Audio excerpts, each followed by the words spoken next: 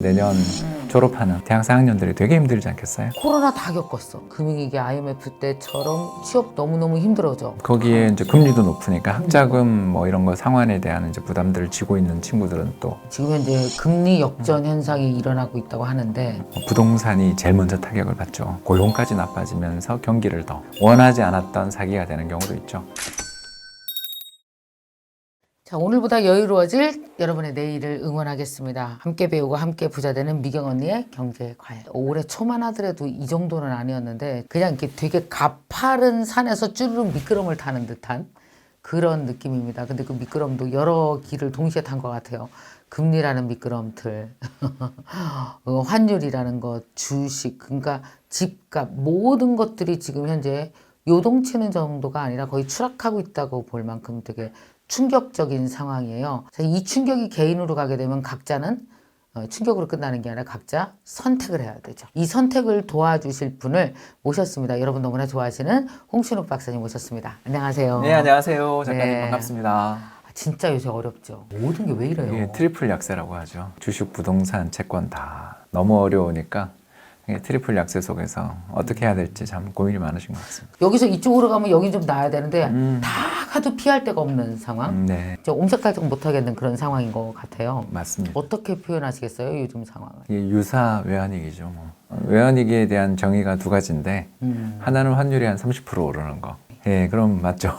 작년 이맘때가 1,100원 밑에 있었으니까 지금 1,400원 넘었으니까 30% 정도 오르니까 이건 뭐 네. 어디나 다 소규모 외환 시장의 변동이니까 위기라고 할 수 있고, 이제 두 네. 번째가 금융기관까지 망하고 해서 금리가 그렇죠. 그렇게 급등하면 이건 이제 전방위적인 외환위기가 되는데 아직 그건 아닌데 외환 시장의 불안이 경제 전체에다가 이제 지금 전염되는 환율이 급등하니까 수입산 제품들 가격들 오르는 거 느끼실 겁니다. 그렇죠.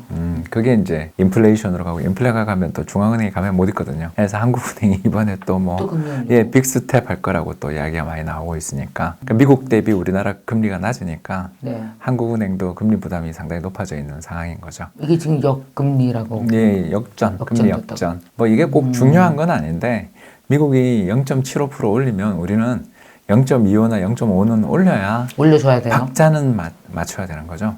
그 폭은 우리가 솔직히 따라가는 건 정말 힘들지만 박자 정도는 맞춰야 되는 게 현실이지 않습니까? 그러니까 부자는 어떻게도 사는 것 같아. 네. 떨어져도 살고 지네가 올려도 살고. 맞습니다. 미국이 지금 달러는 딱 그런 거. 기축통화기 때문에. 근데 그 기축통화를 따라가는 우리는 걔네가 오르면 우리도 어쩔 수 없이 올려야 되고. 네, 그렇습니다. 근데 우리는 걔네 올렸을 때 그 나라에 대한 부담보다 우리가 올렸을 때 우리 이 작은 나라에서의 인구 5천만의 부담이 더 큰 더 거죠. 큰 거죠. 게다가 미국이야 또 거대 소비 시장이니까 맞아요. 경쟁도 치열하고, 그래서 어떻게 보면 국제 상품 가격이 좀 조정받고 그러면 거기 물가가 좀 안정될 여지도 있는데, 우리는 그 뒤에 한참 뒤에 물가가 안정되는 특성이 있어서 미국 쪽에서 금리 인상이 좀 중단되거나 네. 하다 못해 0.75가 아니라 그 금리 인상 폭이라도 폭이 좀- 예, 좀 줄면 숨통이 좀 트일 텐데 빅스텝 아니고 스몰 스텝만 가도 0.25만 가도 살 것 같을 텐데 아직은 그까지 기대를 못 하니까. 아직 그런 예측은 없어요 혹시? 예, 그래서 이번에 이제 9월에 열렸던 미국 금리 결정 회의에서 네. 금리를 0.75% 올리는 것과 함께 올해 연말 금리를 얼마까지 올리겠다라고 이제 사람들의 의견 표결을 했는데 네. 4.5까지 올리겠다고 이야기를 해놓은 거예요. 그러니까 여기서 지금 예, 여기서도 또 1% 이상 더 올릴 수도 있는 거니까, 이렇게 되면 이제 기대를 하는 건 0.5, 0.5를 올리거나 0.75, 0.25를 올리는 정도가 금리 인상이 남아 있는 것 같은데, 아무튼 요 금리 인상의 폭이 조금이라도 진정되기를 바라는 마음인데 일단 현재까지는 안 보이는 거죠. 이게 금리가 오르기 시작한 지 우리가 얼마 된 거죠? 불과 6개월에서 7개월, 3월부터 올랐거든요. 그러니까 1, 2월만 해도 이거 예측 안 했었어요. 그렇죠. 그때는 우크라이나 전쟁 걱정만 하고 맞아요. 있었죠. 근데 우크라이나 전쟁이 딱 터지고 심상찮게 국제유가가 그때 127불까지 가니까 이제 뭐 전부 휘발유 가격부터 시작해서 전방위적인 물가 상승이 나타나니까 이제 눈치 보지 않고 제품 가격 인상을 하게 된 거죠. 그러면서 이제 연쇄적인 가격 인상들이 나타나니까 네. 연준 입장에서 이제 3월에 금리 인상을 처음에 하면서 0.25% 올리고, 그 다음 0.5 한 다음부터 이제 3번 연속 지금 3.75를 계속 올리고 있으니까 시장의 참가자들이 이거 언제 좀 그만두지 않겠냐 하는 네. 기대들은 이제 다 꺾여버렸고 이제는 지금 좀 기진맥진한 상황이 돼버렸습니다. 네. 지금 현재 금리 역전 현상이 일어나고 있다고 하는데 이게 본격적으로 우리나라에 미칠 영향은 어떤 걸 예측하세요? 세 가지 정도가 이제 문제가 될 텐데 네. 인플레는 뭐 어쩔 수가 없죠. 달러에 대한 원화 환율이 1,400원까지 갔는데 네. 작년 이맘때 대비해서 환율이 30% 오른 거 아니에요? 그렇죠. 그러면 수입 물가 30% 오르는 건 기본으로 가죠. 우리는 이제 가격 결정자가 아니라 수용자라고 하죠. 그렇죠. 수용자. 예, 여러 시장 중에 하나에 불과하기 때문에 우리 그 가격 못 받아들여요 이렇게 못 하는 거죠. 이게 가장 대표적인 품목들이 아이폰 아니겠어요? 요새 14 나왔는데 뭐 다 가격 엄청 인상을 비싸죠. 느끼고 있죠. 이런 식으로 가격 인상 자체를 단행하면 우린 수용할 수밖에 없지. 그 가격 안 돼라고 말을 하기에는 어려운 소규모 경제니까 네. 이게 이제 첫 번째 문제가 되고 두 번째는 중앙은행이 금리를 이제 또 아마 9월 금통위에서 또 올릴 텐데 네. 네. 예, 금융통화위원회에서 이제 금리를 올리게 되면 이제 또 정책금리가 우리도 이제 3% 초반 중반까지 올라갈 텐데 이제 이런 식으로 우리도 금리를 올리게 되면 부동산이 제일 먼저 타격을 받죠. 왜냐하면 이제 거기에다가 웃돈을 좀 묻힌 게 코픽스 금리라고 해서 네. 예, 은행들의 대출 기준금리잖아요. 대출 기준금리가 이제 오르겠죠. 오르게 되면 변동금리가 오르면 장기금리 뭐 10년, 30년짜리 국고금리도 안 오를 수 없으니까 이번에 4% 뚫었죠. 4%를 뚫으면 이제 거기다 웃돈을 붙인 게 또 고정금리 대출이니까. 그렇죠. 이것도 이제 5% 넘어서 6% 쪽으로 이제 가게 되면 이게 이제 작년 이맘때 2% 대출이 나오던 고정금리 대출이 지금 5% 넘어서 6%를 간다 그러면 3배예요? 3배죠. 이렇게 되는 순간 그럼 100만 원 내는 사람이 300 내는 거예요? 그렇죠. 헐. 예, 그러니까 이제 주택 가격이 조정을 받더라도 주택 구입의 부담은 커지는 느껴지시죠? 그죠? 무슨 말인지 아시겠죠?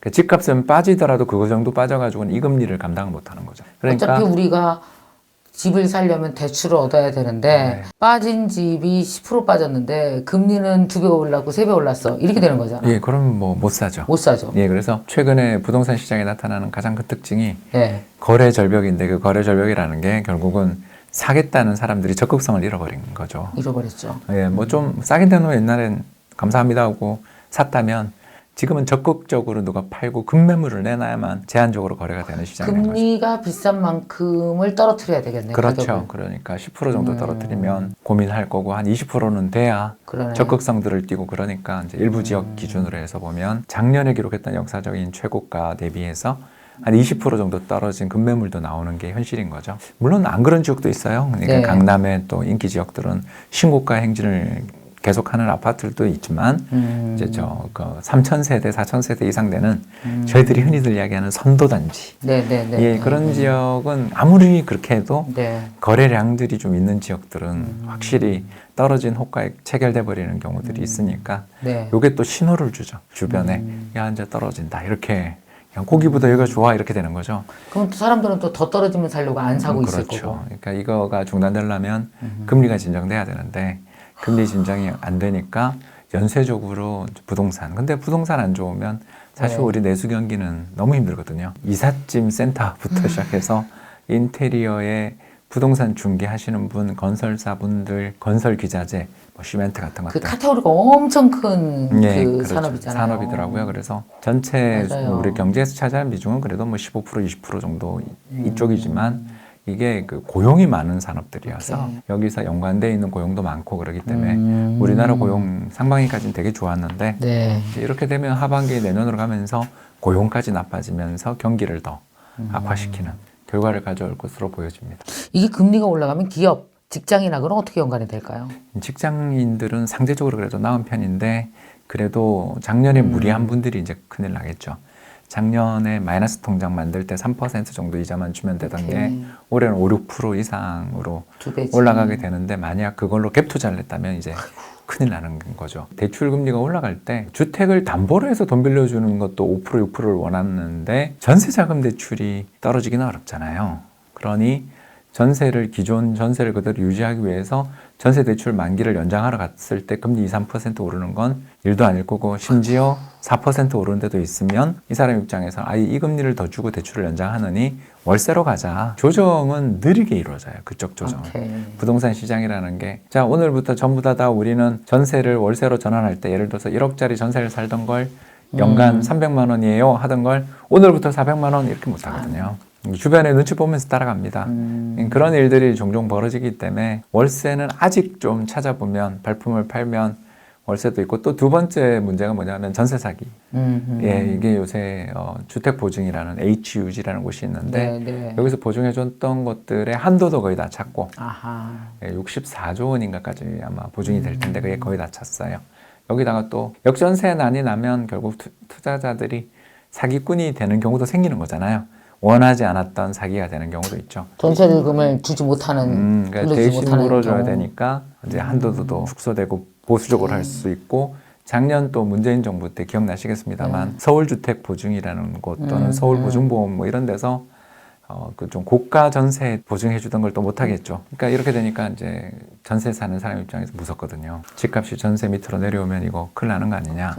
이런 고민들을 하시는 분들 입장에서는 반전세 혹은 월세로 가는 게 생기니까 최근에 전세 가격이 떨어져요. 전세가 두 가지 문제가 있는 거네요. 전세 자금 대출을 받은 분들은 그걸 이제 만기에서 다시 전세 자금을 이어가려고 할 때 옛날 같으면 그대로 그냥 갈 수 있었는데 지금은 이제는 뭐 어렵죠. 금리가 엄청 올라가니까 이걸 월세로 바꿔야 된다든지 뭐 이런 일도 생기고. 거기다가 이제 전세, 역전세난에 대한 걱정도 있으니까 이 둘이 겹쳐서 결국 전세 가격이 떨어지게 될 때 갭 투자한 사람 입장에선 결국 전세 세입자를 구하지 못하면서 추가적으로 돈을 내주지 못하는 경우 연체가 생기고 그건 진짜 연쇄적으로 너무 심각하다. 예, 그리고 결국 그 문제를 해결하기 위해 급매로 팔아야 되면 손해를 감수하거나 또는 차익을 포기하는 사람들이 나오기 시작하는 순간 이제 연쇄적인 방금 작가님 이야기하신 연쇄적인 어떤 매매들이 나올 수도 있는 걸 걱정하는 거죠.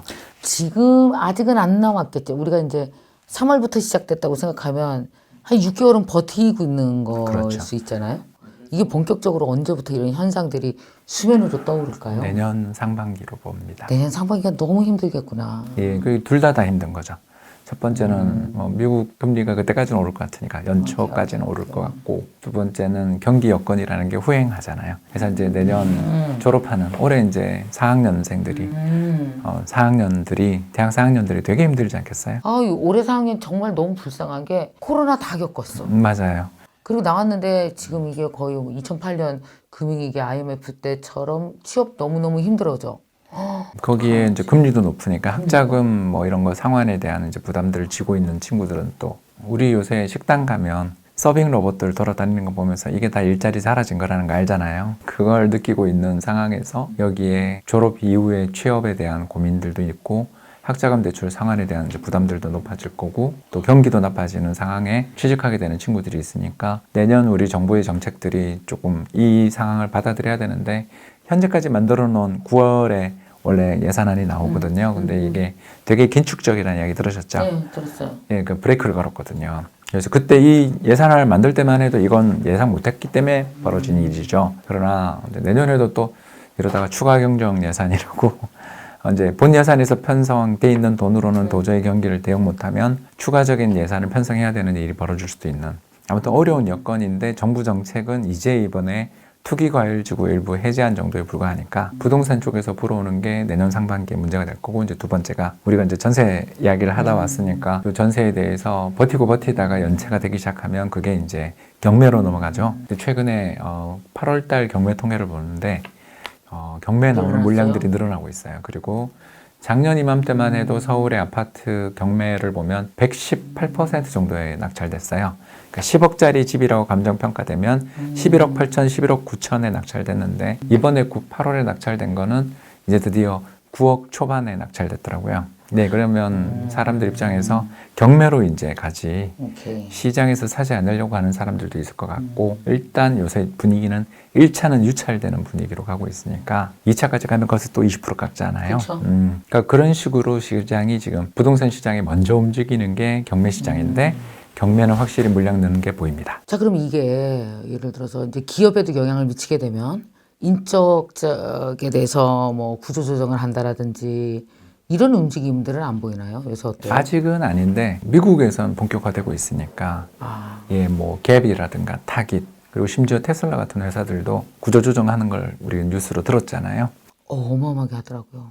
예, 그러면 이제 그걸 보고 우리는 노동조합도 있고 또 어떻게 보면 호봉으로 만들어져 있는 임금 체계를 가지고 있으니까 너 올해는 좀 임금이 낮아도 내년 호봉 임금 인상되고 연차가 쌓이면서 승진하면 나중에 다 보상받을 거야 라는 시스템이 한국 시스템이니까 당장 사람 자르지는 않겠지만 주가도 이미 많이 빠진 데다가 성장률 전망 나빠지고 뭔가 좀 위기의식이 부각되는 시점이 되면 아마 명분을 쌓고 나면 하지 않겠냐.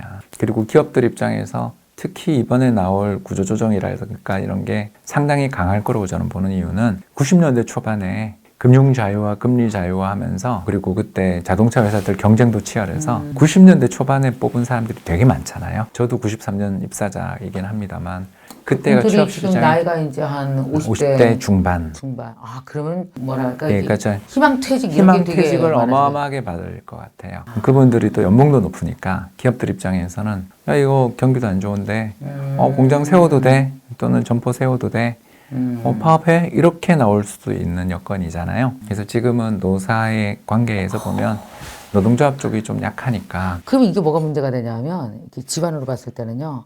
55세에 가장 활력 있게 돈을 버는 아버지가 돈줄이 막히는데 그 아들이라도 뚫렸어야 될 거 아니에요.